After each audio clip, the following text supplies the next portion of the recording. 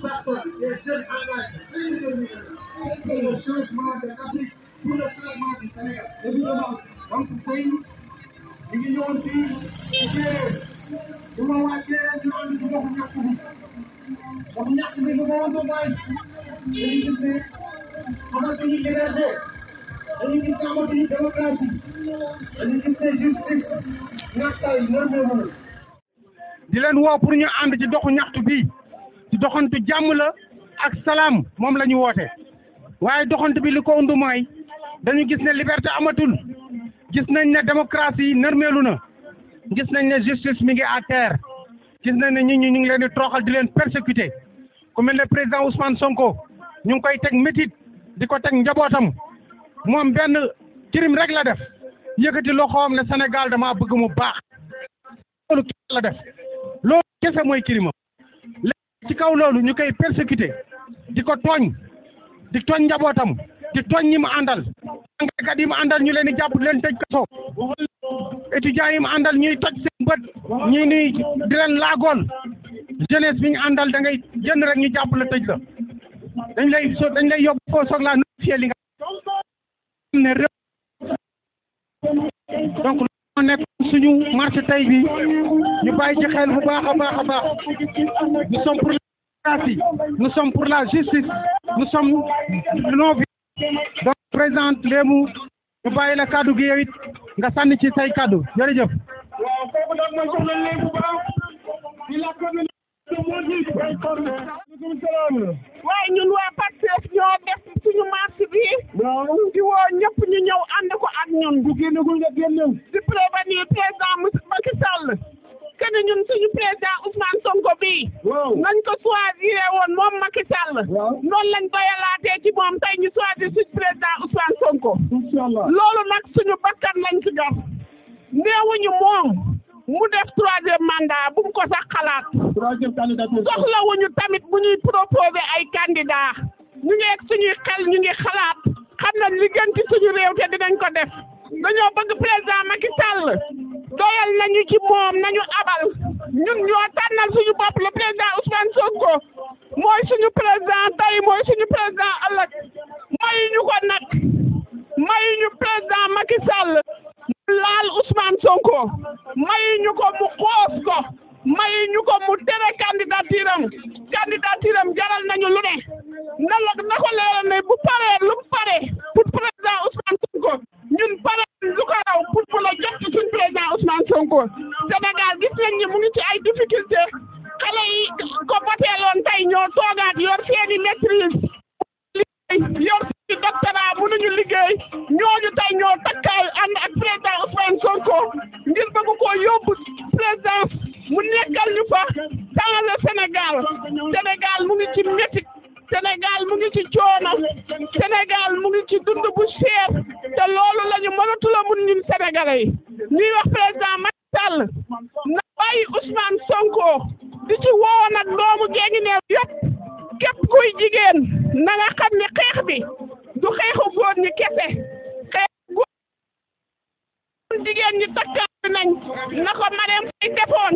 jiitu ca kanam ànd ak jëkkëram mu yor mer tey noonu lañ takkaayoolee Ousmane Sonko ko jaral rek jaral nañu lu ko doon jërë ngeen jëf mbokki séeréer. merci Léemu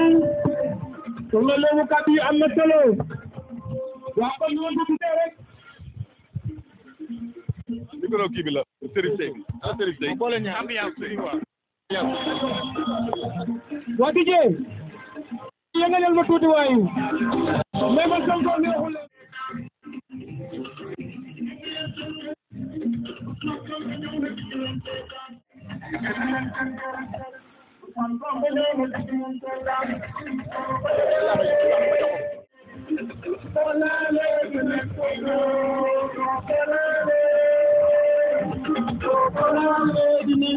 asalaamaaleykum mbokku Fodé Boubou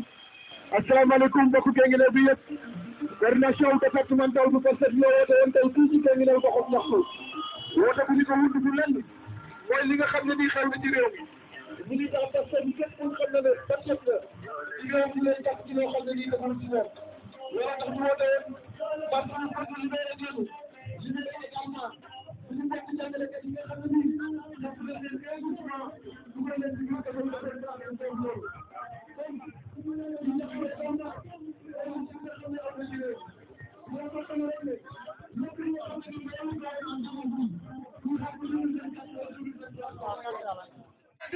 Sonko kenn du ko laal. Sonko kenn du ko laal. Sonko Musallimi kenn du ko laal. Sonko kenn du ko laal. ma ne fii ma ne fee. ma ne fii ma ne fee. tekki tubaab tekki alxuraan. ata way gay. Sonko kenn du ko laal. Macky Sall dafa jéem a lekk alxuraan. mu ne lan. Macky Sall dictateur. Macky Sall dictateur. Macky Sall dictateur. Macky Sall dictateur. Macky Sall dictateur. Macky Sall dictateur. Macky Sall dictateur. Macky Sall dictateur. waaw. ku ma am ndey ku ma amul ndey. moo fi nekk. ku ma am ndey. ki mu defar moo ne. waaw. damay xool dossier bu ma neex. waaw. est-ce que ku ma am ndey ku ma amul ndey noonu la war a doxee. loolu rek la doxalee de. te kuy xool am na xeex bi day fàttali ñëpp jamonoy 2011 jëm 2012.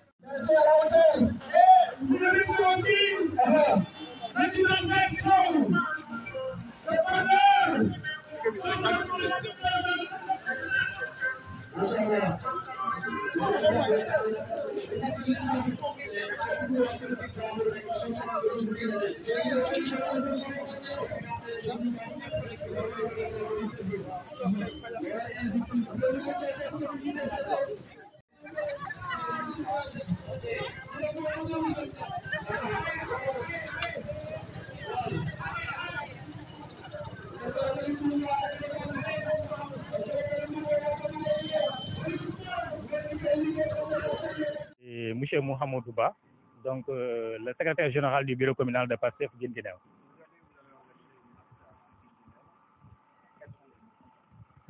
Voilà, merci chers journalistes, merci pour votre déplacement. Maintenant, ce qui nous a fait sortir, donc c'est qu'on est dans une situation vraiment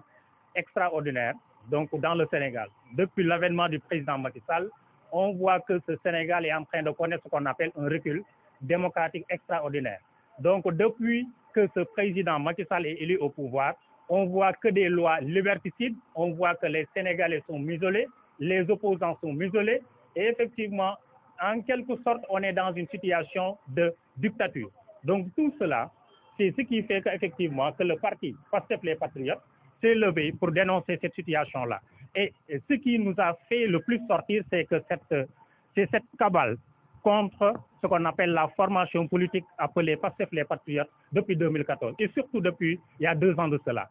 Le PASTEF les Patriotes est la formation politique la plus diabolisée, la plus persécutée depuis 2014. Donc ce que l'on voit, c'est que les droits des patriotes sont bafoués. Il y a des lois liberticides, les gens sont emprisonnés. Le président Ousmane Sonko est dans une situation, en quelque sorte, il est dans ce qu'on appelle une situation extraordinaire. Il est acculé de partout par ce qu'on appelle le pouvoir, que ce soit par les autorités administratives, que ce soit par la police nationale, que ce soit par la gendarmerie, donc qui sont malheureusement sous les directives du président Macky Sall qui l'empêchent de vivre normalement, qui l'empêchent de mener ses activités politiques normalement. Ce que nous considérons impossible dans un État du Sénégal qui est considéré comme un État de droit, ou bien qui est considéré autrefois comme ce qu'on appelle une vitrine de la démocratie africaine, ou bien surtout de la démocratie en Afrique de l'Ouest. Mais ce que l'on voit depuis l'avènement du président Macky Sall, c'est que ces droits-là, cette vitrine de la démocratie que constitue le Sénégal, est en train d'être brisée comme on a brisé la vitre du président Sonko lors, effectivement, de ces manifestations-là. Donc, nous, PASTEF, les patriotes du département Guinguinéo, s'inscrivant dans la même houlette et dans la même dynamique que toutes les sections départementales du Sénégal, se veut entendre sa voix. Nous voulons que les autorités, nous voulons que le régime de Macky Sall cesse cette cabale, cette dictature-là, cette cabale, cette persécution du leader Ousmane Sonko et de tous les patriotes au Sénégal. Ce que l'on voit, c'est que depuis un certain temps, il y a en quelque sorte une cabale, une opération qui est orchestrée par le régime, qui n'a rien d'autre comme seul but et unique but, c'est de museler l'opposition. Et quand on parle de l'opposition, c'est effectivement l'opposition sénégalaise qui est incarnée par PASTEF les Patriotes, qui est incarnée par le leader charismatique, le président Ousmane Sonko. Ce que l'on demande, c'est quoi? C'est qu'on a organisé cette marche pour demander que cela soit que c'est effectivement cette situation-là de persécution s'arrête parce qu'on en a marre, on est allé jusqu'à nos bouts de souffle, on est jeté contre le mur. et à un moment donné, il faut que ça s'arrête. C'est effectivement ce qui nous a poussé à se lever et à dire non pour demander que cette situation-là s'arrête. Secrétaire général du PASTEF dans le département de Guinguinéo. waaw Babacar comme ni ñu ko gisee ñun ñëpp marche bi solo mooy comme ni ko suñu leader wootee di président Ousmane Sonko balaa may àgg ci loolu sax damay wax ne Guinguinéo 12 communes la te patriote ci 12 communes yëpp ñu ngi nii tey wuyu si pour benn mot d'ordre maanaam basta jeex na ndaxte kat seetlu nañ président Ousmane Sonko mooy leader bi nga xam moom lañ gën a diaboliser ci landerneau politique bi mu duggee ba léegi sonn na ñu ngi teg njabootam métit ñu ngi teg képp koo xamante ne mi ngi identifié woo Pastef ñu ngi koy teg métit ñu ngi ñuy persécuté ñu ngi jàpp nit ñi di leen tëj kaso Guinguinéo nag nekk département boo xam dafa yàgg bañ ne taxaw nag temb ne nag tey day bañ loolu noonu duñ nangu mukk recul démocratique di fi am duñ nangu mukk ñuy bàyyi na suñu liberté duñ nangu mukk aussi ñuy salfaañe suñu àq ak suñu yeleef moo tax ñu taxaw temm tey nag ne lu mu leen jaral ñoom dinañu ko jaral mais nag jàmm moom ci la lépp xëj ñun jàmm la ñuy woote waaye nag agsi nañ ci terminus parce que président Ousmane Sonko nee na àgg na ci terminus sonn na dafa doy parce que nag liñ ko teg dafa métti trop njabootam fi ne nii ñoom ñëpp dañoo am njàq ak tiit patriote yi nga xamante ne ñoo nekk Sénégal gi yëpp gis nga leen ku ci yëngatu wala loo wax rek ñu fekk la sa kër jàpp la tëj dafa métti ci xol te loolu noonu nag mënul wéy moo waral tey jii loolu mooy suñ cëslaayu tey marche bi ñu yëgal département Guinguinéo yëgal askan wi ne ñun kat ñu ngi taxaw temm ci wetu Ousmane Sonko xamal ne ñun li ñuy rumanaat ak liñ bëgg a def lépp pour xañ ko pour mu nekk candidat du am tey du am suba te bu soobee yàlla danañ bokk dinañ nekk candidat te Macky Sall du nekk candidat loolu la constitution bi wax loolu lañ war a respecté te nañ sàmm loolu suñ bëggee jàmm am ci réew mi incha allah donc loolu mooy yoon. yàggul dara ci Mbadakhoune defoon nañ fa déclaration de presse donc tey day lii rek day ñëw épouser waat li nga xamante ci démarche bi ñu nekk mi ngi nii gis nañ ko ñun jëpp mooy dañuy xeex suñu àq ak suñu yelleef liñ ñuy teg dafa métti ñu teggi ko donc moo waral tey mbooloo mi ngi fi gis yëpp parce que ñii ñëpp kenn woowu leen kenn joxu leen xaalis dañoo ñëw ku ci nekk on est dans une situation de survie waaw parce que nag dañoo sës ba nga àgg ci miir bi kuñ sës ba nga àgg ci miir bi nag nga wequ nga fippu nag kenn bañu ko parce que constitution moo ko consacré may ko bépp doomu aadama donc dañuy fippu dañuy résister loolu mooy dëgg waaw fii nag dañuy sant bu baax préfet bi di ko gërëm di remercier de passage force de l'ordre yi nga xamante ne ñoo encadré marche bi ba mu agsi fii tey donc cant ak ngërëm ñeel na leen waaye nag feneen fi nga xamante ne lu mel ne Mbacké ak yeneen dëkk yi nga xamante ne préfet bi dafa aaye marche bi nga xamante ne dañuy déclarer rek dañ koy yëgal moom warul xool ndax lii ay intérêt politique moo ci nekk daf ko war a autoriser nit ñi taxaw waxtaan fi ñu autoriser marche yëpp dañ ko def ci jàmm ci salaam wax ak askan wi for sax këyit yafa tuur yëpp yafa wadd dañ leen a for def leen ci poubelle bi dox ndànk ñibbi suñu kër sans violence waaye fi ñu ko aaye yëpp da ngay xool fi mu mujj violence dafay am te ñoom ñuy tiire ci kaw askan wi di gazer askan wi te ñun ñëpp ñoo bokk force de l'ordre yi ci biir kër yi lañ jugee ñun ñoo bokk ndey ñoo bokk baay donc Sénégal benn bopp la kenn mënu koo xar ñaan nañ xam ne ñi ñuy def loolu seeni doom lañ seeni jarbaat lañ nañ bàyyi nañ delloo seen xel xam ne Sénégal benn réew la kenn mënu koo xar ñaan donc loolu laa leen di digal donc di remercier encore une fois préfet bi nga xamante ne moo nekk Guinguinéo autorisé marche tey bi jërëjëf. yeneen yëpp 12 communes yu département de Guinguinéo defe naa mënumaa wax lu weesu li fi sama frère yi wax te li ñu wax mooy lan mooy dafa doy. On est arrivé au terminus président Ousmane Sonko dañ ko topp ba mu sës ñun ñii di ay militants Pastef aussi dañu topp ba ñu sës li koy firndeel mooy bi ñu démarré dañ ni waa ji salafiste la affaire bi prospéré wul ñu dem ba mu yàgg ñu ni moom rebelle la affaire bi prospéré wul ñu dem ba mu yàgg ñu dugal ko ci ay dossiers judiciaires affaire bi xam nañ ni amuñu temps pour juger fi ñaari dossiers yi ñu yëkkati. ñu ne nag léegi kon nañ ko booleeg donga daara yi nañ ko booleeg sëriñ si boobu aussi yaakaar naa ne narul jàll may wax ni aussi Sénégal bu ñu fekkee ñaari nit kenn ki yore yat di dóor kenn ki di jooy ngalla da ngay dem nangu yat wi ni ko bàyyil dóor yi waaye doo dem kay jooy nga ni ko yow da ngaa bari jooy bàyyil jooy te ñun loolu la ñuy dund ñun nag commune Fass muy yeneen 11 communes yi nekk ci département yi taxaw nañ temm pour que président Ousmane Sonko nekk candidat en 2024 kenn rek laa xam ne moom wóor nañu ni mënul nekk candidat muy président Macky Sall kooku moom mënul nekk candidat donc on dit non non à l'injustice non à la forfaiture judiciaire li ñu bëgg daal mooy 2024 ku bëgg a bokk donc loolu daal defe naa loolu ñun bi ñuy foo sax bi ñuy foo loolu lañ daa def ku bëgg a fubal ku bëgg a bokk ba mu des Macky Sall dama koy wax souvent mbër yi bu ñu bëree dañuy wax seen mbokk mbër yi maa ngi lay ñaanal jàmm ba combat ba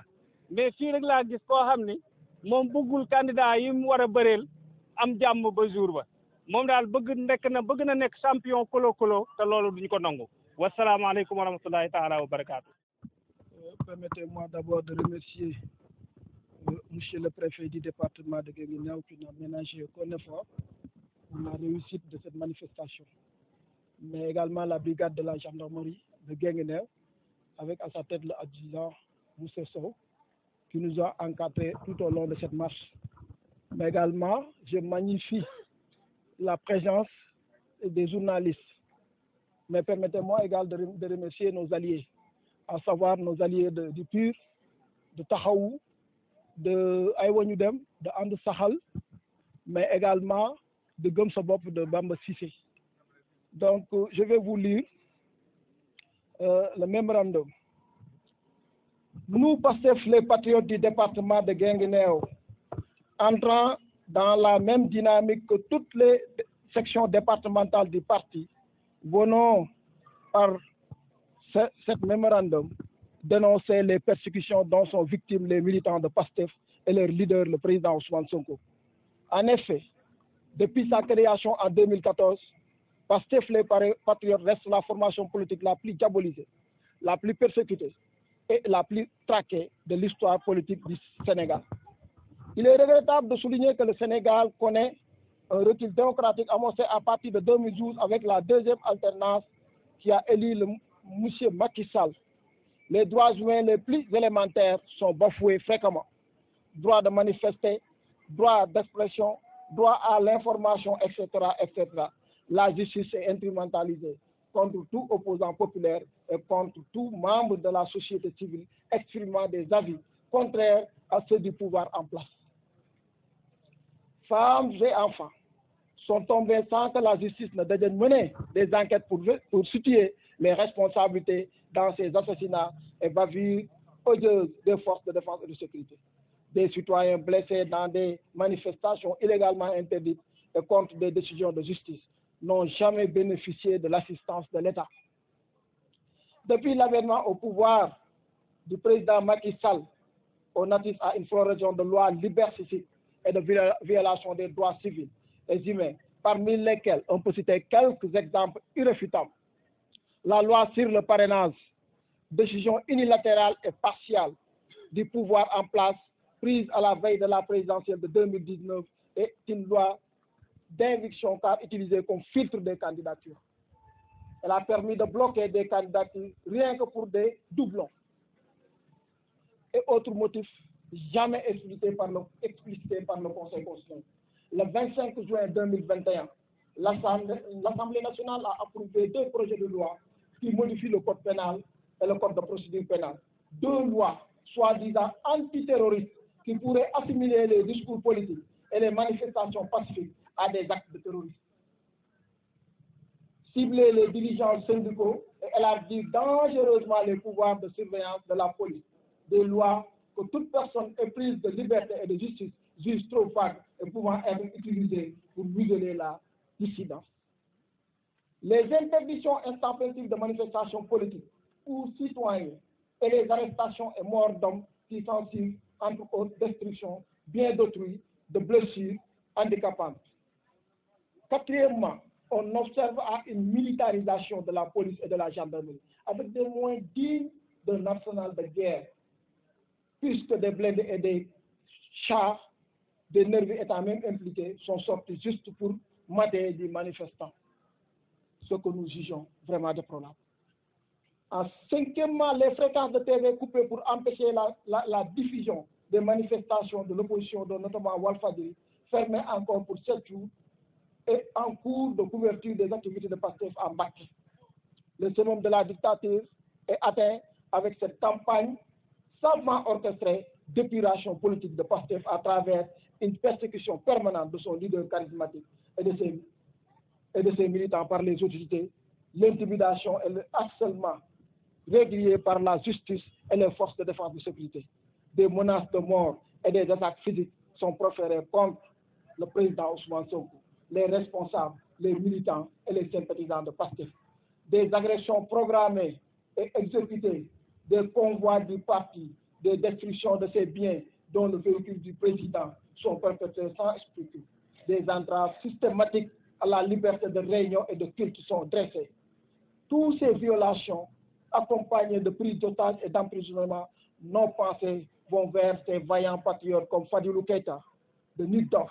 de Hannibal Djim, et entre autres maintenus injustement dans les geôles du pays. Et de meurtres de militants, ce qui constitue des agissements mettant en péril la paix civile. In fine, voici une liste non exhaustive des brimades et actes illégaux perpétrés contre les militants de PASTEF et les patriotes, victimes d'harcèlement et d'une campagne de diabolisation jamais vue dans ce pays. Nous, PASTEF, les patriotes de Guinguinéo, dénonçons jusqu'à la dernière énergie ces agissements qui n'honorent pas notre démocratie et sapent carrément l'image de notre pays, considéré autrefois comme une vitrine de la démocratie en Afrique. Nous exigeons les autorités à se ressaisir, à faire preuve de retenue, d'avoir une attitude responsable pour préserver la paix tant chantée par ce beau pays qui est le Sénégal. PASTEF, les patriotes restent convaincus qu'il a le meilleur projet pour le Sénégal, un projet pour sortir ce pays dans le gouffre de la pauvreté, de la précarité, du néocolonialisme et du sous-développement endémique et le mettre sur les rampes d'une véritable émergence. Je vous remercie. Vous me permettez, avant de terminer aussi, de remercier l'honorable député Rocky Ndiaye, qui est venu avec sa délégation en parfaite collaboration avec la coordination départementale de Kaolack. Merci à tous ces manifestants et sympathisants qui sont venus nombreux pour nous accompagner, pour dire non, et non encore, non à l'injustice. Merci beaucoup.